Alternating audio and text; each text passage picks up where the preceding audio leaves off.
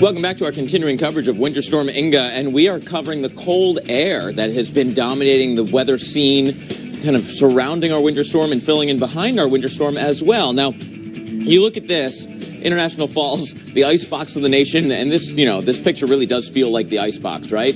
And yet, the 6 degrees below zero and the 20 degrees below zero feels like temperature that's out there right now is actually better than this time yesterday when it was still feeling close to 30 degrees below zero. The trend here is your friend. If you're kind of tired of this cold air, if you can wait a day, maybe 2, things are going to look really different across the northern tier, across the center of the country, certainly across the south. Let's start out right now across kind of the heart of this cold air, because I know the absolute temperatures across the zone of the Dakotas, Minnesota, Iowa, Wisconsin are brutal. But compared to the past 24 hours, you're actually basically steady state or even warming up a bit. So the trend is starting, right? You're headed in the right direction. You're still losing some of that thermometer towards Cincinnati, towards St. Louis, 10 to 20 degrees cooler right now than 24 hours ago. What it actually means is that it is a whopping 8 in St. Louis. I mean, this is Arctic air, right? I mean, it is cold. Again, Des Moines is colder at 5, but comparatively to yesterday, you haven't really moved that much, right? And so things are starting to turn around.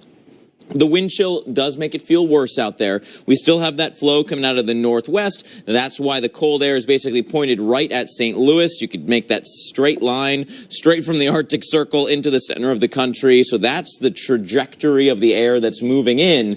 But things are changing. See, even today, across the northern tier, compared to your average, yes, you're cold, but you're only about 10, maybe 15 degrees below your average. Across the south, compared to your average, you're 20, 25, even 30 degrees below average. And that does continue South Texas into the Mississippi River Valley tomorrow. But look at the northern tier. All the dots have disappeared, and that's because things are really starting to switch around. So for tomorrow, it's already going to be better, still chilly, but actually seasonably cool. Mid-20s Minneapolis, Des Moines, and low 20s Chicago. And by Thursday, Alex, we're basically talking a heat wave, 30s and even 40s, replacing what was below zero temperatures just from a couple of days before. I tell you, folks are going to be sweating it out. Yeah. All right, well, temperatures right now, cold for much of the country. It even hurts to breathe. Meteorologist Mike Bettis explains why that happens. Laced up, zipped up, and ready to pound the pavement. And when the temperature drops, many runners experience a burning when they breathe. But don't blame the cold. It's actually the dryness of the air that's causing this irritation.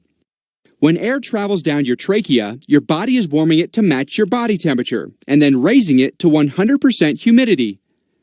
The cells that line the trachea give up their water supply to make this happen. And when the air is dry, the cells can become dehydrated. That exchange can irritate your throat and chest and create the uncomfortable burning sensation. But doctors say simple things can keep it under control.